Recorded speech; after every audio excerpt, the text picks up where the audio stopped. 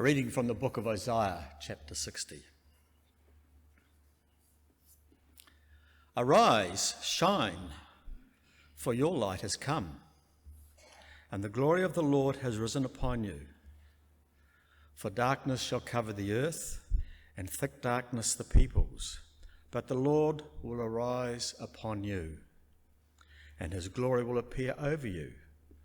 Nations shall come to your light, and kings to the brightness of your dawn.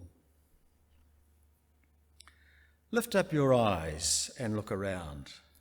They all gather together. They come to you. Your sons shall come from far away, and your daughters shall be carried on their nurses' arms. Then you shall see and be radiant. Your heart shall thrill and rejoice, because the abundance of the sea shall be brought to you.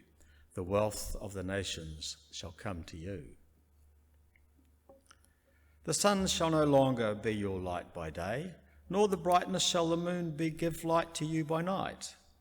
But the Lord will be your everlasting light, and your God will be your glory. Your sun shall no more go down, or your moon withdraw itself. For the Lord will be your everlasting light, and your days of mourning shall be ended. Your people shall all be righteous. They shall possess the land forever. They are the shoot that I planted, the work of my hands, so that I may be glorified. The least of them shall become a clan, and the smallest one a mighty nation. I am the Lord. In its time, I will accomplish it quickly. Hear what the Spirit is saying to the church. Thanks be to God. A reading from the Gospel of Matthew, chapter 5. You are the light of the world. A city on a hill cannot be hidden. No one, after lighting a lamp, puts it under the bushel basket, but on the lampstand, and it gives light to all the house. In the same way, let your light shine before others, so that they may see your good works and give glory to your Father in heaven. This is the gospel of Jesus Christ. Light shining in darkness is a theme found all through the Old and New Testaments, and also in other religious traditions. It's not difficult to understand why the symbolism of light is so important and offers so much to our theology and to others' theology as well. We need only to imagine how our ancestors experienced night and darkness. We need to imagine a time before there were street lights and headlights, before there were ceiling lights and chandeliers, before we relied on the lights of our phones to find the bathrooms in the middle of the night. London was apparently the first city that was illumined at night, perhaps in the 1600s. It became more common in cities after the invention of gas lighting in the late 1700s. And it wasn't until the 1800s that the majority of the population could afford to have candles in their homes. So when night fell, it was very, very dark. Our ancestors knew darkness in a way that we do not. Darkness and night were associated with blindness, with limited vision. It was associated with being lost, stumbling about, not being able to see your way. It was associated with fear and uncertainty. Night was when you slept. It was when you were unconscious and unaware. Night and winter go together. The nights become longer. The earth sleeps, becomes less fruitful. Night is associated with death, wearing black while we mourn. It's no wonder our ancestors valued light, valued the day, They welcomed the dawn and they celebrated the return of light, celebrated enlightenment, seeing, awakening, visions, epiphanies. It's no wonder glory, which means radiance, luminosity, is a central quality of the sacred. It's no wonder light has such an influence in the Christmas story. For in the darkness of night, light was sent to illumine our paths and bring meaning to our lives. It's no wonder that Christ is called the light of the world, and no wonder we are also called lights of the world. We know all too well that darkness is prevalent in our own lives, in the lives of those around us, in our world, and we find reassurance in the knowledge that light was sent to overcome the darkness. A couple weeks ago, on the 21st of June, we had our longest night here in New Zealand. And since then, the sun has come up a little bit earlier and has gone down a little bit later. And I must say I look forward to that day every year. Not because I know winter is ending, for really it's only just begun at this point, but because it's a reminder that there's hope, no matter what. There's still challenges ahead, always, for the cold is certainly not going away anytime soon. Our electricity bill will stay high a little while longer. The laundry will not dry outside at this time of year. There will still be icy mornings. But no matter the challenges that lie ahead, the light still shines, and actually it's getting brighter. No matter what I do or what happens around me, the light does not, will not ever go away. The original hearers of the Isaiah passage would have been dispirited, disheartened, discouraged.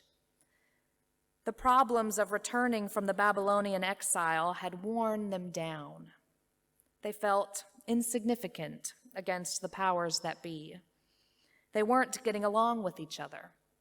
There was oppression, there was violence, there was hatred. But the prophet says there's also light. There's a light that shines in the darkness, in the thick darkness.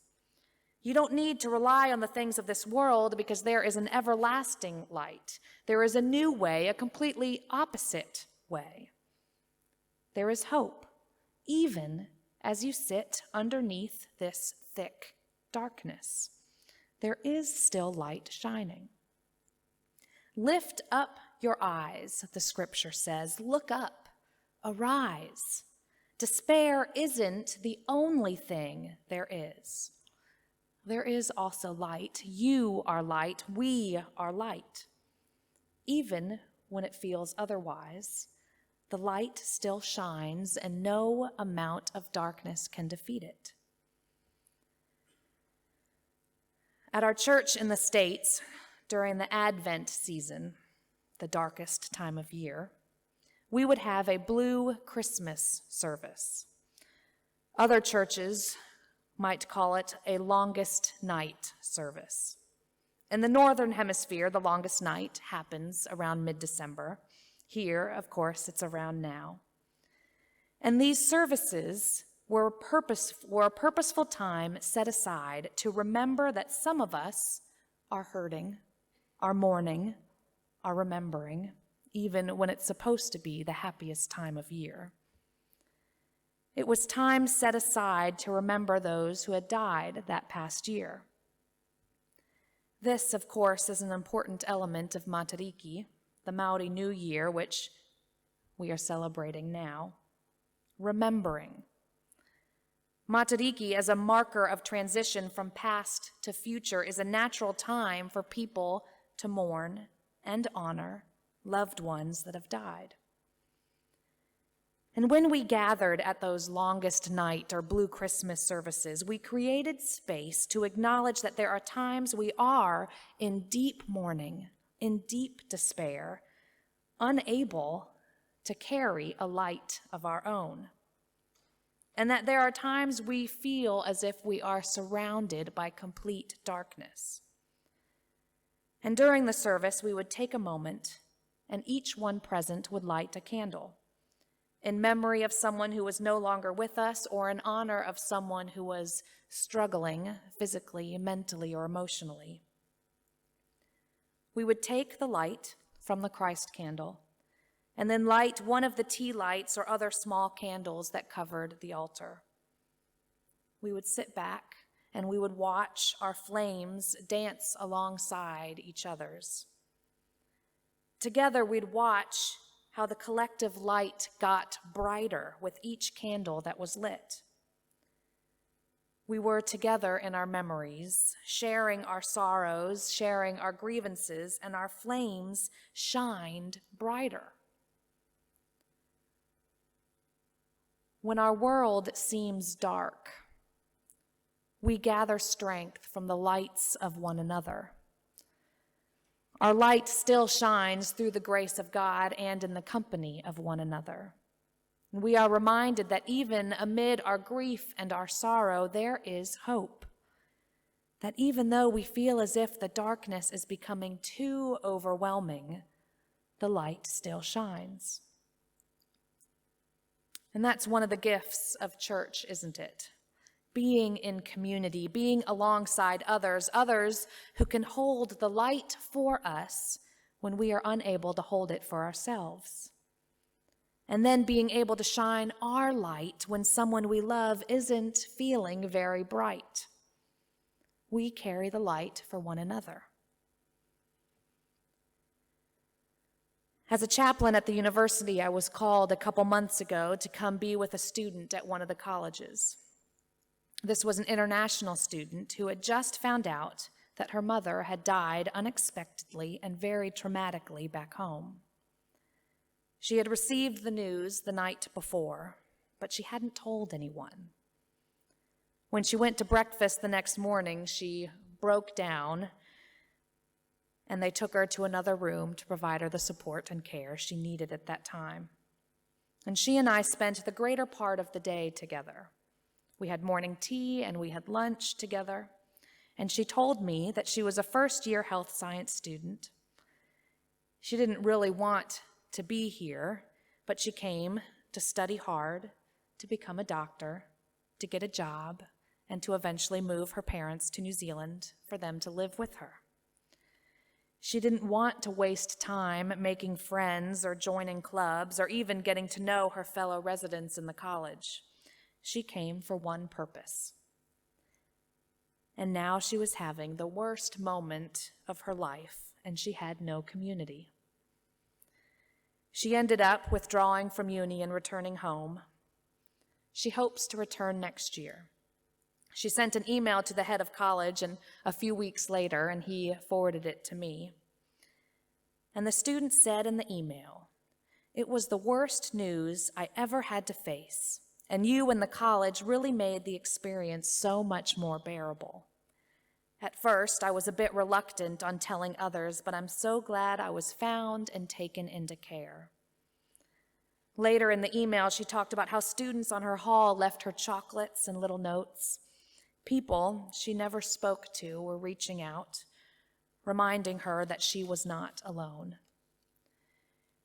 She ended her email expressing her hope to return next year and saying she was going to take more advantage of the community college living provides, for she had indeed experienced the power of community. Nothing was going to lift the thick darkness of shock and grief from the student. But the availability and the concern shown to her was the light she needed to be reminded that she was not alone. Community living, light sharing is so often essential in navigating the darkness. Jesus said, "You are the light of the world." Now, this is a great and holy attribute given to us by Jesus. But the blessing doesn't just stop there. With the blessing comes responsibility. This belief, this faith, this promise we have is more than knowledge. It's more than what we know about God and experience about God. It comes with it a responsibility to react, to respond. It's one thing to know and claim your identity. I am a child of God. I am a light of the world. But it's another thing to respond to it, to entirely live it. These verses found in Matthew's Gospel follows the Beatitudes, which is a part of Jesus' Sermon on the Mount. And it shows us how to put the knowledge into action. Jesus' disciples have been living and following Jesus and learning who they are.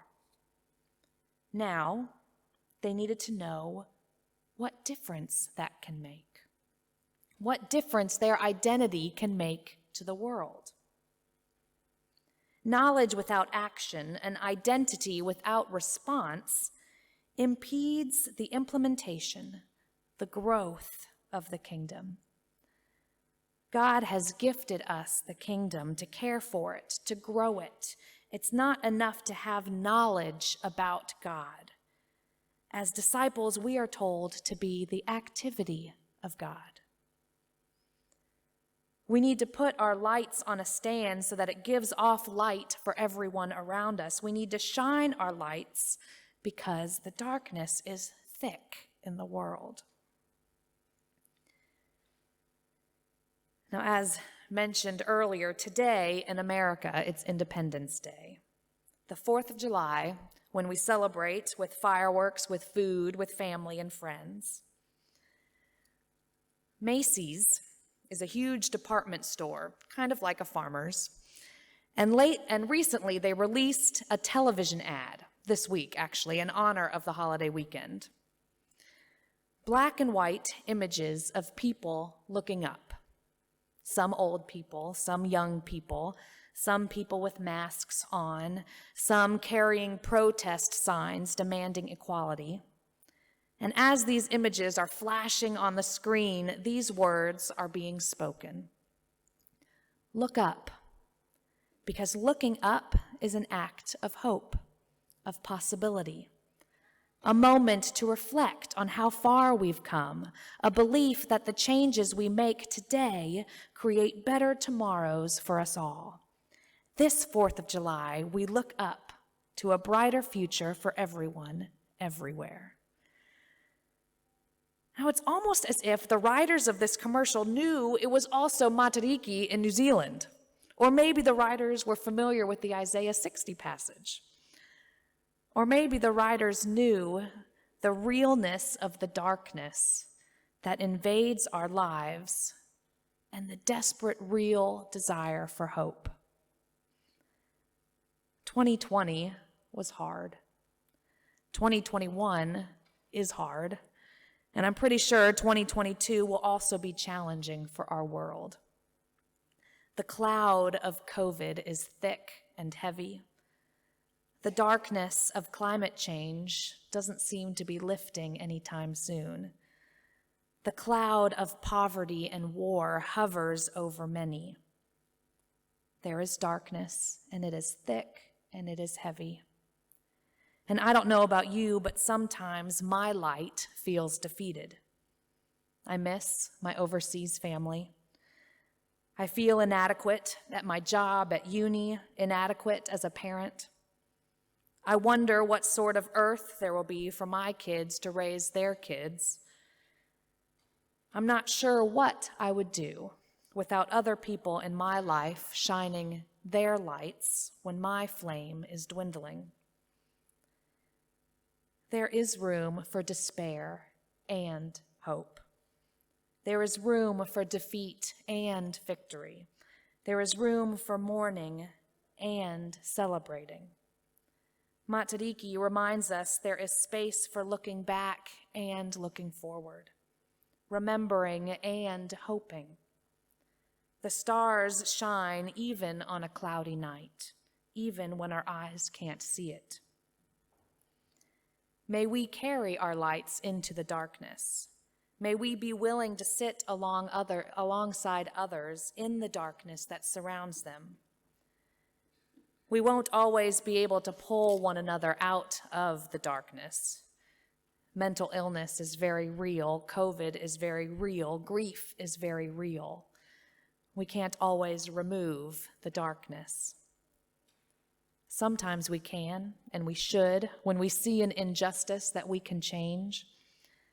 But sometimes we need to sit in the darkness with someone and hold our candle near them. We can remind others that even in the darkness there is light, there is hope, there is love. There is a song by Chris Rice called "Go Light Your World." And the words are, "Carry your candle, run to the darkness. Seek out the helpless, the confused, the torn. Hold out your candle for all to see it. Take your candle and go light the world. Let us arise and shine. Your light has come. A light that transforms us, transforms our lives, our being, our community. A light that restores, rejuvenates, refreshes. A light that cannot be defeated. You are the light of the world. May our lights shine brightly, reminding ourselves and others that no matter the darkness that surrounds us, there is always light.